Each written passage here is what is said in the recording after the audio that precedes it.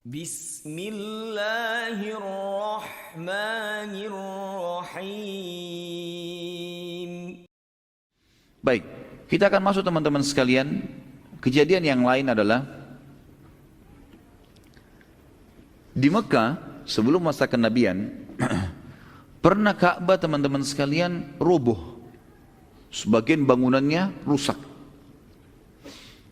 Rusaknya Ka'bah ini disebutkan oleh ahli sejarah, berselisih mereka tentang masalah penyebabnya. Tapi kalau kita gabungkan semua, intinya Ka'bah pada saat itu rusak dan mau dibangun. Ada yang menyebutkan bahwasanya sebabnya, karena ini memang sebelum Islam ya. Jadi memang dilihat fase-fase sejarah sebelum Islam gitu. Maka Mekah sempat tertimpa banjir yang besar pada saat itu.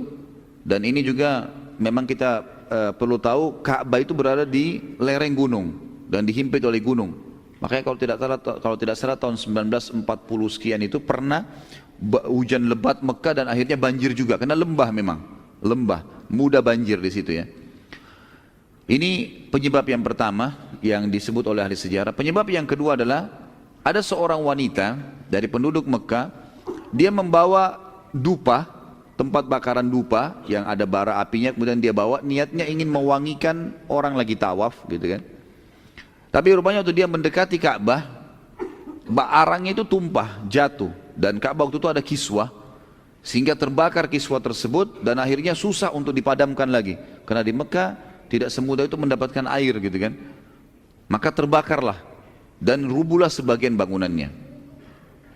Penyebab yang ketiga adalah banyaknya kiswah yang ditimpakan di atas Ka'bah. Jadi kiswah ini kan kain Ka'bah. Setiap ada tokoh-tokoh Mekah datang, selalu kayak raja misalnya, dia datang, dia mengatakan belikan kiswah buat Ka'bah, taruh di atas kiswah. Jadi Ka'bah ini disusun-susun kiswahnya. Saking banyaknya kiswah, sampai puluhan bahkan ratusan kiswah di situ, membuat bangunannya nggak bisa tahan karena beratnya kain itu. Akhirnya robohlah bangunan Ka'bah itu. Gitu kan. Tentu tidak roboh semua ya, tapi sudah roboh sebagiannya dan terbuka bagian atasnya. Ini yang disebutkan oleh para ahli sejarah tentunya. Kemudian penduduk Mekah teman-teman sekalian, intinya itu adalah sebab-sebabnya ya. Penduduk Mekah lalu segera berkumpul, kemudian mencari jalan keluar, kira-kira bagaimana cara membangun Ka'bah. Namun pada saat itu masyarakat Mekah tidak tahu membangun bangunan yang kuat, yang terbuat dari batu, kayak kita sekarang batu disusun, itu mereka tidak tahu. Makanya tradisi rumah-rumah Mekah dulu semua dari tanah liat saja. Tanah liat. Dan tanah liat itu hanya dikeringkan, dikenakan matahari, kemudian mereka tempel-tempelin, susun-susun. Seperti itu saja. Enggak lebih daripada itu. Makanya rumah-rumah mereka itu seringkali dalam hitungan seminggu, 2 minggu, sebulan, diperbaharui lagi, pasang lagi tempel, tanah baru lagi. Seperti itulah. Cuma tanah liat saja. Gitu kan? Dan di atas, di bagian atap itu tidak ada yang ditutup. Enggak ada bagian atap.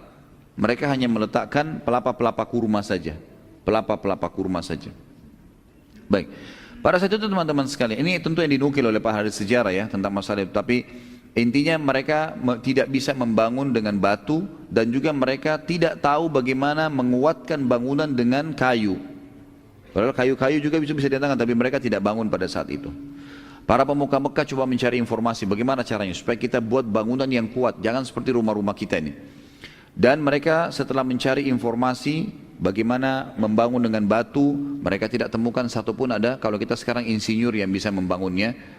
Kemudian juga mereka tidak punya kayu.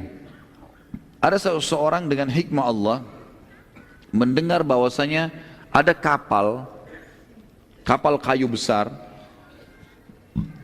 tenggelam. Kapal itu semua penumpangnya mati, nggak ada lagi pemiliknya, gitu kan? Kemudian kapal itu muncul lagi di permukaan. Tapi sudah nggak dihiraukan, nggak ada orang hiraukan lagi. Itu ada di pelabuhan kalau sekarang Jeddah, gitu kan. Mereka mendengar karena Jeddah sudah ada, gitu kan, dari zaman dulu. Orang-orang Quraisy kalau mau ke negeri Syam, mau ke Afrika, mereka menyeberang dari situ. Maaf, bukan ke negeri Syam ya, ke Afrika. Maka pada saat itu pun mereka sepakat mendatangi siapa yang bertanggung jawab tentang kapal itu. Cari-cari informasi, masih ada ahli warisnya, pemilik kapal itu. Ditanyalah, kami ingin mau mengambil kayu-kayunya, bagaimana? Mau dijual, mau di apa ini? Oh enggak usah, kami hibahkan saja, silakan. Maka kayu-kayu itu diambil oleh orang-orang Quraisy, dibawa ke Mekah untuk dipakai pondasi Ka'bah.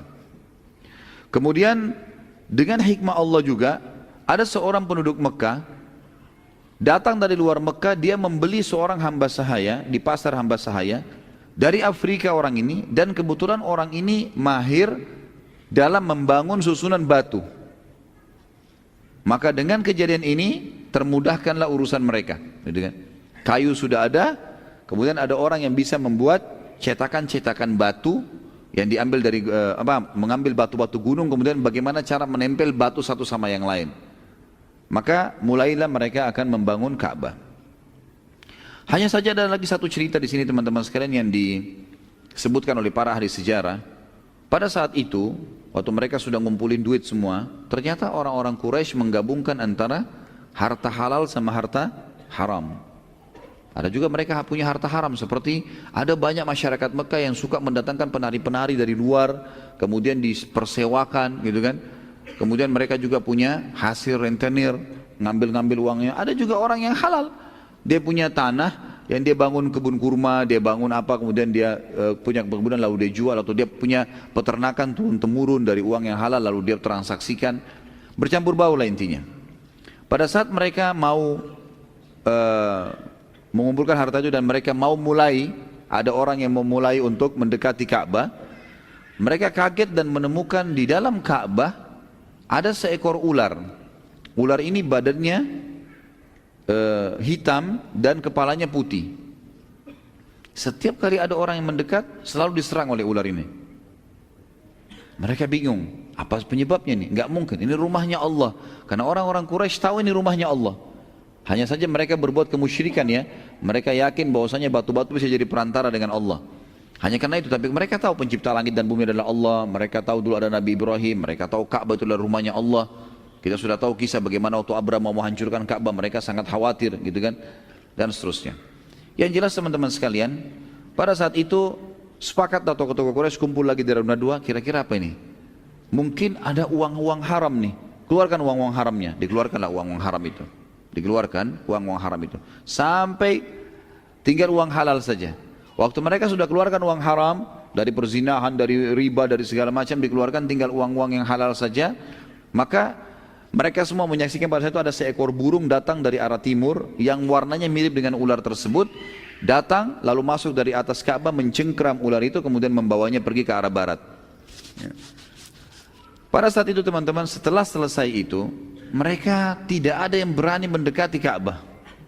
Tidak ada satupun orang yang berani mendekati Ka'bah. Ya. Apalagi mereka sudah tahu dan mereka saksikan sendiri dan dinukil cerita satu sama yang lain. Dan pada saat itu masih hidup sebagian tokoh-tokoh Mekah yang menyaksikan kasus Abraha yang dihancurkan oleh burung ababil.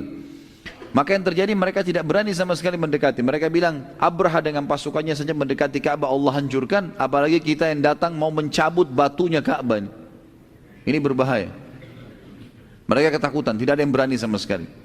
Satu hari lewat mereka tidak berani, 2 hari lewat mereka tidak berani, sama sekali mereka tidak berani. Sampai datang ayahnya Khalid bin Walid, Al-Walid bin Mughirah. Ini salah satu tokoh Quraisy. Dia mengatakan, aku akan memulainya. Mulai datang dia ambil kampaknya, mulailah dia jatuh-jatuhin tembok-tembok yang ada. Memang ini harus diruntuhin dulu, karena ini tanah liat semua. Dijatuhin dulu, kemudian baru disusun batu yang rapi. Barulah mulai mereka hancurin. Orang Mekah semua lihat dari jauh, enggak ada yang berani bantu, gitu kan. Dibiarin saja Al-Walid ini. Teruslah dia bekerja sampai dia capek, keringatan. Lalu dia bilang, hai Quraisy, bantu.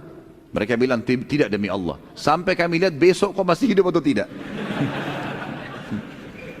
Kalau Allah tidak apa-apain kamu, baru kami bantu. Tunggu sampai besok. Dan betul, enggak ada orang kerja. Tunggu sampai besok, Al-Walid mulai kerja lagi besok. Ya. Waktu besok harinya mulai dikerja lagi, dilihat tidak ada apa-apa, barulah mereka gotong royong. Ya. Karena takutnya mereka pada saat itu.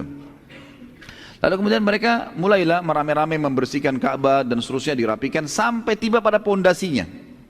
Sampai pindah pada manusia. Dan pada saat itu dinukil dalam buku-buku sejarah teman-teman sekalian, orang-orang Quraisy sambil ngangkat batu, sambil hancurin sesuatu gitu kan, itu mereka mengatakan, ya Allah kami tidak menginginkan kecuali kebaikan, ya Allah kami tidak ingin kecuali kebaikan, takut Allah murka. Jadi mereka sebenarnya punya keimanan pada saat itu ya, tapi tanda kutip di sini masalah rububiyahnya. Mereka menginginkan kata Allah itu ada, tapi mereka masih menyembah-nyembah berhala. Dan memang karena itu istilah musyrik keluar.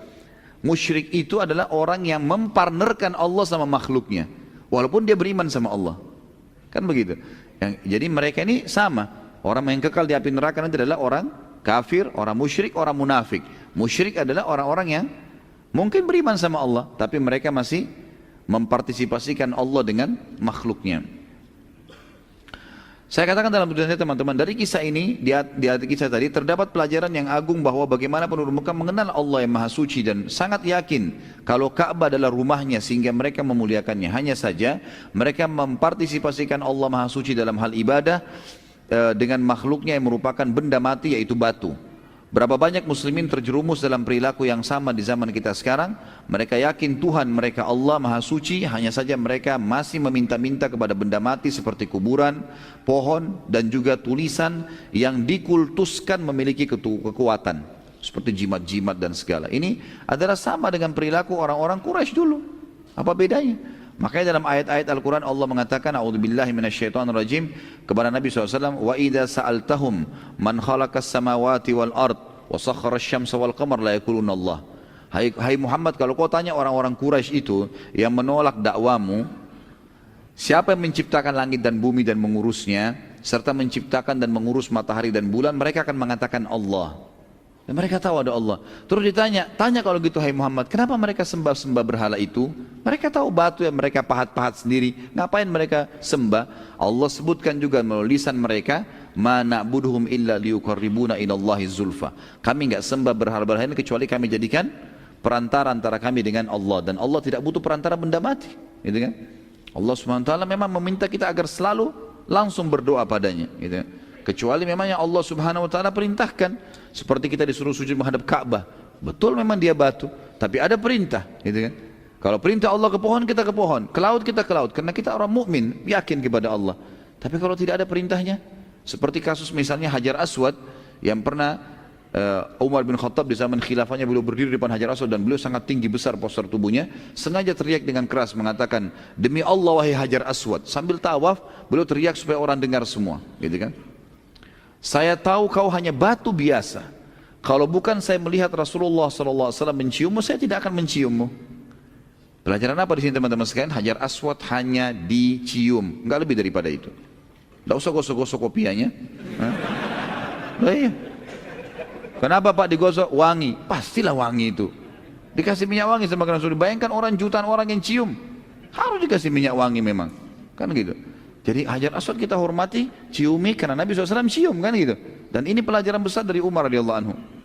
Umar bin Khattab di zaman khilafah beliau menebas pohon, namanya pohon Bayatur Ridwan. Nanti kita pelajari ini di Sulhu Hudaybiyah, gitu kan.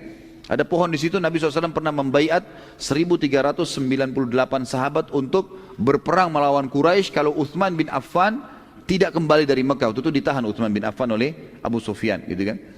Yang jelas pada saat itu teman-teman, pada saat di zaman khilafahnya Umar, sudah mulai orang datang ke pohon itu, sholat di situ, kemudian ngambil daunnya, apalah segala macam. Ya.